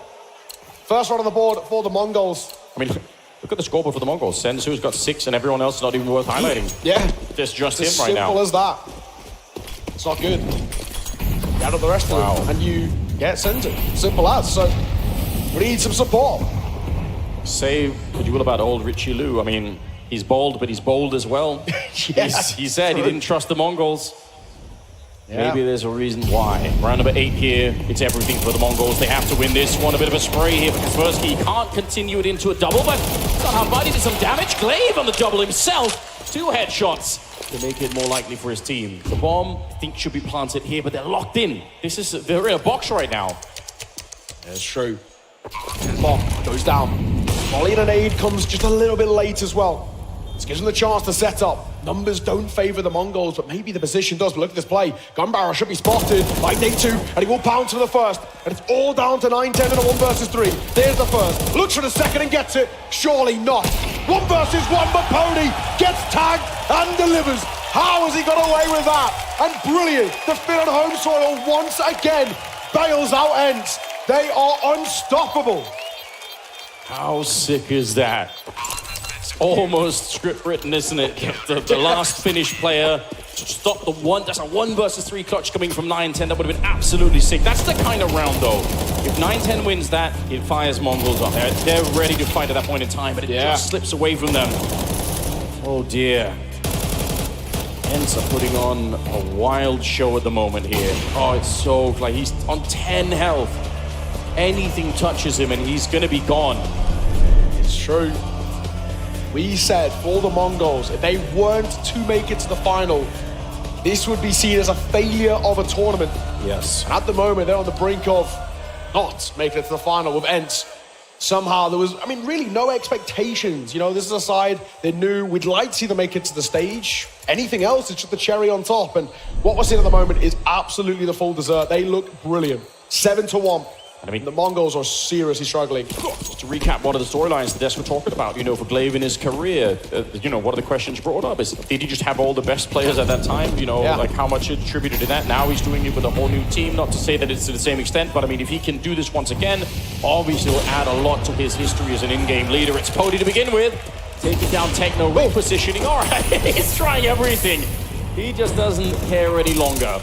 Oh, a bit of a wallbang on the other side, Kaspersky. That actually did a lot of damage. And look at how aggressive he is. Pody's out looking for it. Finally, they bring him down, but he is just so aggressive right now. And they know what Blitz is. That wallbang confirms it. They can grenade him out of there. They have more grenades. 2 more smokes after this. I think Blitz, the only way to stop this is to stop the bomb from being defused like this, and it's not going to be happening. They're already on top of it, so the round goes the way of ENCE. An 8-1 lead right now. I don't know what I'm witnessing. Yeah, goes without saying as well, the people here in Espo are absolutely loving it. ENCE look fantastic. And they're getting closer and closer to a spot in those grand finals. Something many wouldn't have even expected. Pody, again, just brilliant, so aggressive, so good at finding duels in his favor, and just so quick with the flick. Oh, yeah. 8-1. Mongolz, they're buying back in. We got lost bonus and a bomb bomb, so why not? And honestly, nothing to lose at this point. If they get an 8-4, Anders, maybe a bit of a recovery, maybe workable. Oh yeah, sure, I'll give you that, yeah, 100%. If it's 8-4, Mongolz, like, don't count them out yet. But they're running out, runway at the moment. ENCE here, just testing his own luck a little bit. Might as well. Day. It's only the first best of 3. We've got a whole nother match coming up, but this is really delivered, hasn't it? Nice little tap away there. Glaive getting caught, expecting no one to be deep in as the smoke was popping. And that actually creates a giant gap in the middle of the map that somehow ENCE have to respect. Yeah. There's a smoking towards Red Room, but it's not something they have to sort of abide to. Hot Flash will bait out where the AWP is. They're not close, and hence why Techno doesn't really want to set that fight. But a reclaim of space here from ENCE, I like this. They're moving back in towards mid. Blitz, what have you got for us? The first, good. The second, not so much. The trade's okay, but the numbers stay good for the Mongolz. 2 versus 4. But we've seen them lose these sort of rounds before. I mean, once again, they have everything pretty much served up for them, right? The Mongolz. The bomb is going to be planted at the A bomb site. It should be very, very hard to give this round away. For ENCE as well, I mean, they have quite a bit of money in the bank, but I don't think it's not a lot for them to win in going for this 2-on-4. It's different if they find a couple of kills, you know, right away, but it doesn't seem like anyone is offering themselves up. So it's kind of back to basics, I think, for the Mongolz here. They had the advantage, they slow the game down, and they wait for ENCE to go aggressive, which they did. They punish that aggression, and then they go for the bomb sites. Pretty textbook stuff, but, you know, when you're this far behind, I don't really blame them. Like, why not try to just rely on some of the fundamentals? Flick from Pody. Well, he's under pressure now, though. You don't have that much money, Mongolz here. I mean, you got to be a little bit careful. If they could take the guns away, obviously, that's really sick and really interesting, but you've got to be careful you don't lose too much with it. They don't. Okay. They're not out yet. That's good. That's good. Like we said, 8-4. The one Mongolz fan here. Lesson. And he gets booed as well. Too right. I like it, you know. Right. This performance is boo-worthy so far from the Mongolz. It needs to be a lot more for them to even give us an idea of how they're going to get back into it. Like we said, 8-4 feels workable. 9-3, it's not impossible, but it feels very improbable, is probably the way I'd put it. Oh, yeah. See what Cody could find us. Deep Molotov there to really stop anyone from attacking that ramp early on. It's going to be SDY to start the round, takes down Sensu, and there's more to follow. I can't believe it, Techno, he was ready for that. Keeps the spray going as SDY comes running through the smoke. That is so heads up. Nate2's going to be careful, he can't escape. Yep, he's going to have to fight to the death no matter what there. And it doesn't go his way. Glaive and Pody, 2 versus 3. This is a relentless game of Counter-Strike. It is. It's so quick. Fights are being taken in the first 10 seconds, and it just never stops. I like that double swing that comes through, though, from Mazzinho and Blitz. Gives them big control, and Techno continues to deliver. Last man at Pody, 1v3.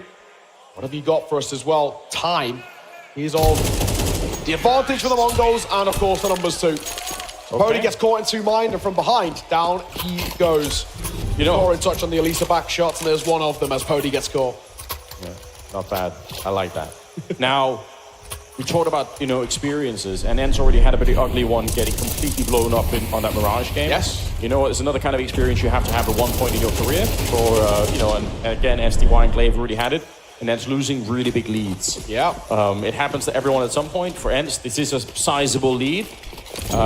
Nobody wants to go through it, especially not on a stage like this one, but we'll see if they can keep their nerve and keep it cool. Sensu, for some reason I thought that was going to hit. All right, I like this aggression here. We're in round number 12, so they have to do whatever they can to be aggressive. They obviously don't have the weapons or anything on the ENCE side, so looks like the Mongolz actually are going to hit that 4th round, which again, is not really amazing, but it puts them at least in contention. They can still play. Exactly. Better than nothing is probably the way we'd put it. Yeah. Yeah, you got to... 3. I don't really see a chance, especially SDY's tagged up. We got Deagle 5-7 and MP9. I always think of these rounds when you're getting like 3 or 4 rounds and a half, or I think of them as like more of a buffer zone in case you lose the pistol. Yes. Right? Like, the problem with getting like 1 or 2 rounds is that you lose the pistol and the game is essentially over before you even get started. Right? Yep. You get up to like 3 or 4 or something, it's not great, but you know, they could have a lockdown CT side themselves.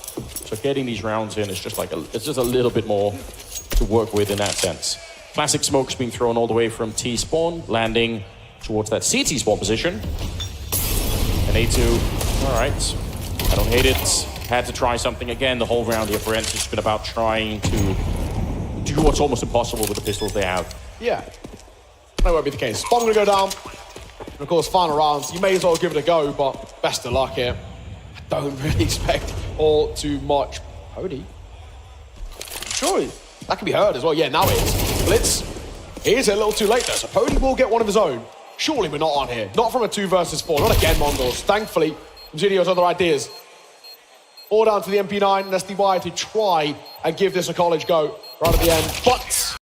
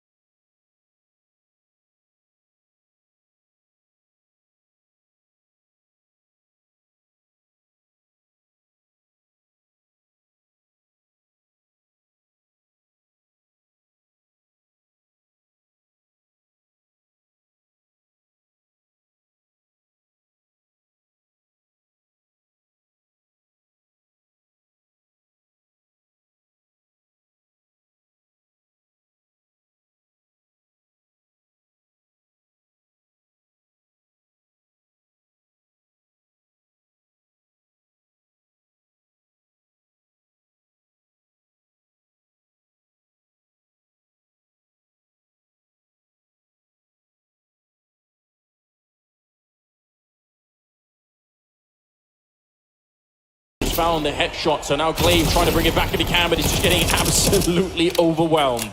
They peek him from 2 different angles at the same time. Oh man, I think if SDY has that one, this whole round is different. That was so much riding. That was a great attempt to sneak for the smoke, but the actual mechanics on the other side just wasn't really there. It's Messino getting warmed up.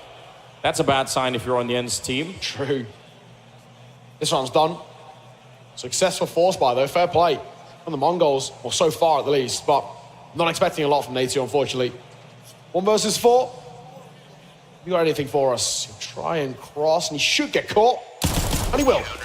Blitz season off. Mongolz find a 5th. So losing the pistol's one thing, but it's arguably more important to win the force. It's better, economically speaking, but they're still at quite the deficit. Yeah, but this is, this is where the leadership and the experience on the ENCE side is really going to be kicking in, because still a lot of counter trying to be played. The one with, this is a sickening turnaround with Techno. I've got to be honest, that's an unlikely shot to hit, but yeah, this is where you want to steal your mind, keep the focus. If you're on the ENCE team, you've got the lead, things are still pretty good. Interesting investment into this one for ENCE. A lot of utility. I mean, if they get in here and get the bomb planted, it might be worth it. But they've forgot to check the corner, and Senzu's going to be there. Quickly get a grid of one of them at least. SDY will get one back with the Tech 9. No bomb plant happening yet. There's still fire everywhere on the bomb side. It looks like these SMGs are going to be chewing them up. So nice hold for Mongolz here. Good money as well in the back pockets. MP9s getting some kills. On a cash bonus, you'll take it. Of course, upgrading as well. 910. Stick a Lil. Glaive. 1v3. Very unlikely in this spot. Of course, they had to go for a force buy. They're in double eco, so they don't really get a choice here. It's one that hasn't paid out for them. If they get a bomb plant, it's seen as a small win in itself. That is now very unlikely. 1 minute to work with. And he knows where 2 of them are. It's just, for him, it's to worry about where that 3rd guy is. Am I being flanked? He's trying to isolate a kill, but the Mongols are just playing very patient here. He has to come to us. We've got the bomb. There's just nothing he can do. And, I mean, it's hard to say yet, but the fact that they are hitting this B-bomb site really early on to begin with, it could also be that Glaive is trying to set up his team a little bit later on for going a little bit faster to the A-bomb site, because Mongols actually have been really heavily stacked at this B site for a couple of rounds now. Yeah. Which is why they're coming out on top of these rounds, because if not, I'm pretty sure both the last 2 rounds would have been bomb plants and then some, because but they have 3 people there from the start, and a 4th one can rotate in. But the downside for the Mongols is if they keep stacking the B-bomb side that heavily and Glaive sort of catches on, well, then that means almost certainly that there's not going to be anyone at A at the beginning, and like you have to have somebody on the CT side in the middle to take a look. So we'll see if Glaive is playing a deeper game in that sense, if he's trying to sort of set up the the chessboard for later on. Exactly. See, bomb once again going to go sort of in that direction of B, at least early, but not committed just yet. This is a bit of a prayer, isn't it, Spersky? I mean, the nade might just do a hell of a lot. Oh my god, down to 18, perfectly placed. You're in front of the crowd. I mean, why not? Why not try and sue somebody? Make everyone smile if it works out. No one's even nearby, unfortunately. So for the minute, they're just waiting, like we said earlier, hoping for more grenades to be thrown from the Mongols. That is the nature of this kind of a waiting game, unfortunately. Yeah, this is the tech pause, or attack pause, we're calling attack pause type vibe. Have a bit of a conversation. Glaive gets some information and spam. Bit of damage out on towards the IGL. And he might fall in a moment. SDY gonna get caught though. That's where Natu makes his move. The Zeus one coming towards action. A kill is okay. We're not really expecting all that much more. Bit of a throwaway round, like we said. Yeah. There's a bit of a conversation that they had. What's their setups? What are we going to do heading in towards our next gun round? This is an important one, though. As we start to get closer and closer, and it's bated breaths here in the arena. Only a 2-round game. ENCE are to lose this gun round too. Money gets broken once again, and Mongols could be on track to tie in this game up. Yeah, I mean, the gap has really closed down in a really short time here. You can see the Mongols are woken up once again. being on the CT side with quite a bit of money in their pockets. Look at it, there was 7,000 on Messinio there, 5,000 on Blitz. I mean, they've got something to work with here. Oh, I do like this. How is he allowed to get away? Kaspersky gets legged, but you would have thought that 9-10 would have been dead almost immediately afterwards. So that's a bit of fortune right there. Messinio goes down at the beginning. It's Glaive. A lot of damage onto them, and this could still be around that Mongolz win. Look at how low they are there on ENCE. True. Lurk smoke going to come through as well. Not the Molotov and a CT smoke, but we'll give time for 9-10 to potentially position. And Molly started to fall away. They didn't commit to the play on towards A. This is where Techno can maybe come alive. Pop flash round, swing and a find as well. Pody delivers well. But even still in the 3 versus 5, it's not exactly on the lock and key. They're backing towards a bit of a mid-play. They're doubling back to where they just were. Gun barrel spotted as well. SDY could be in trouble, or maybe he is the trouble. He'll find Senzu an important frag. Now with 2, this is starting to feel like it's off the card, unless some sort of miracle comes through for the Mongols. Next to Kaspersky, he's got all this control towards B. You're absolutely right. Yeah, he's already opened it up. He knows that they're coming. Blitz, he has to be aware. He has to know that there's a chance they could be here. 20 seconds. I don't know, this is weird because Blitz can still win the round by just dropping the bomb in the right position. If he gets the kill on the first player coming through, that might actually be enough. Oh, it's not quite. 10 seconds now. That needed to be a headshot and a kill. 9 seconds left to try to cross against him. 8 on the clock here. And Nade2 just picks up the bomb, dives right onto the site, and punches in those digits. Now, it's a 1 versus 2, and Blitz is damn near dead, already pushing up with the pistol. Missed shot there, but it'll be the Frenchman to save the day once again here. Okay. Whew. It was close. It was close for a moment, Blitz. But he dinks, but he doesn't drop the bomb on that first engagement. If he did, who knows what could have happened. Attack pause to be taken as ENCE lock themselves into double digits. They find 10. 3 rounds ahead of the Mongols. 3 rounds away from a spot in the grand finals. Against the odds. Came in as the underdogs. In towards this matchup. But playing like the favorites. The confidence running. Coursing through the veins on this side is brilliant. It does feel like, unfortunately, Mongols might be running out of ideas. Yeah, this is becoming a very interesting game now. I agree, like the confidence on ENCE has been really remarkable. Like they look very focused. They don't look scared at all to take fights. 3-round gap. Mongols, look at how their bank accounts have drained. They don't have a lot to work with right now. If they don't win this round, they're going to have essentially 1 more crack at it. It's not even going to be that much of a good one. So it could almost all come down to this. Early boost up. Bodhi sees you can snipe his way into tomorrow. He's going to miss that shot, but it does create a lot of space. They're back with a fast hit towards the bomb site, and this time the Mongols, they're not quite ready. They're going to be traded out favorably towards ENCE. And now Messinio, he's here. They don't quite know about it, but it doesn't even make any difference. The AKs overrunning and overpowering the bomb site. They can't go for this. I think they're safe. They have to. They lose the guns here. They're basically playing for overtime, but even still, can they keep the guns alive? I think is the question. Or Blitz, very lucky indeed. He gets legged. Pody's just so aggressive, relentless in the pressure that he puts on the Mongols. And ENCE are inching closer and closer. Looks like 9-10, and Blitz will be okay to save their weapons. So a small silver lining, but I don't know. What do we even call here? This is a horrible spot that the Mongols find themselves in. They're running out of chances, and they're running out of ideas.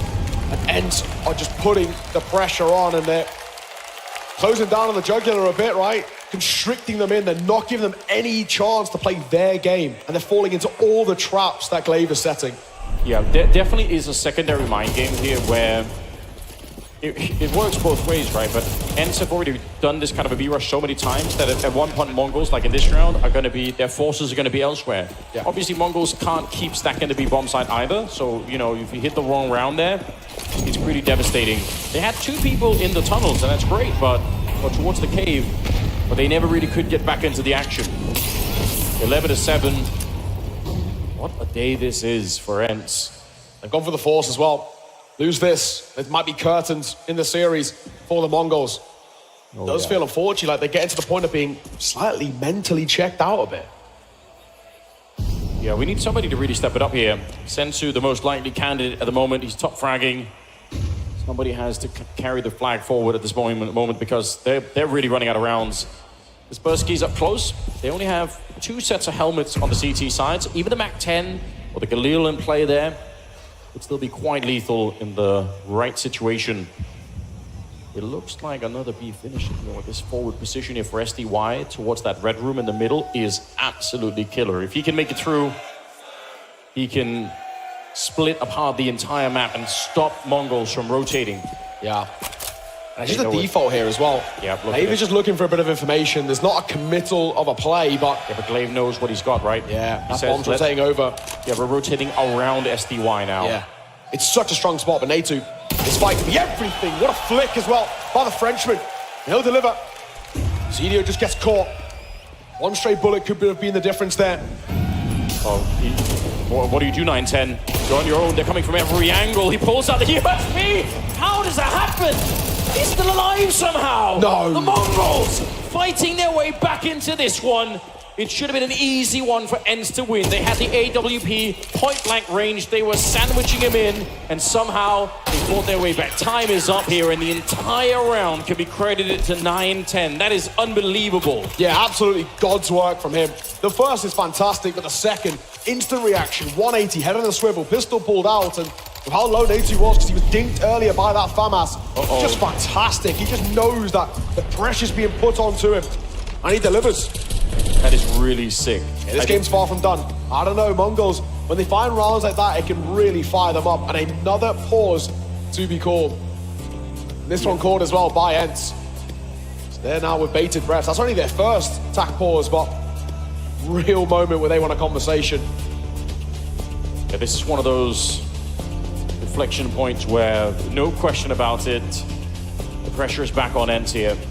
They have money. It's also those are the harder rounds to lose in many ways because they knew what they had. Yes. The call was really good. SDY is in the middle. He can start rotations. They actually get the entry from Natu over on that forward position at the A-bomb side. Like, everything is set up for a really good A hit. They just couldn't get the timing right against the AWP of 9-10. It's true. Full buy across the boards. I guess Bar, I guess Kaspersky. That MAC-10. Yeah. Still working on the right hands, who knows? It's the line towards middle. He'll fight up close, he'll be good for the first. Oh, and Techno falls as well. Might be something here, that MAC-10. Utilized well. This cave control, he doesn't need to move. Yeah, and they can smoke him off, like, why fight him at all?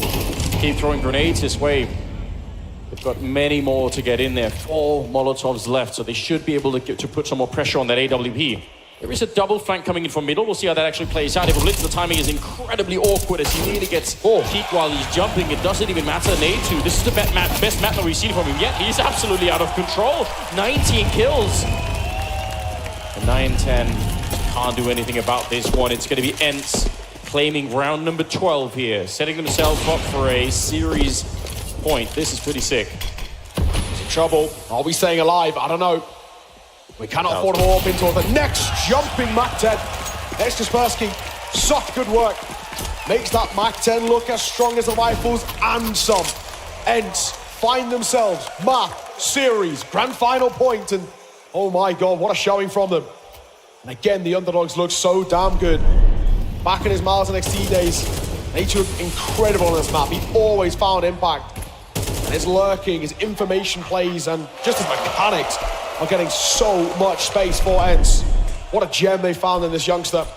Yeah, again, like I said, I don't know how ENCE keep doing it, but they do have a bit of a knack for picking up these kind of teams. Historically, definitely not their first rodeo here. In the middle, Natu goes down, close range on the submachine gun, and it will be a bit of an even trade. They're hunting it. They know the blitz is low. Surely a grenade will find him eventually. Molotov on the one side. The 5-7 up close to try. There's the other grenade, and he just burns to a crisp. Absolutely deep fried at the donut, and it's going to be a 2-man lead here as I keep going. Make it 3, why not? Techno's on his own with no chance in the world. The bomb is slipped in there, and it's going to be Polity.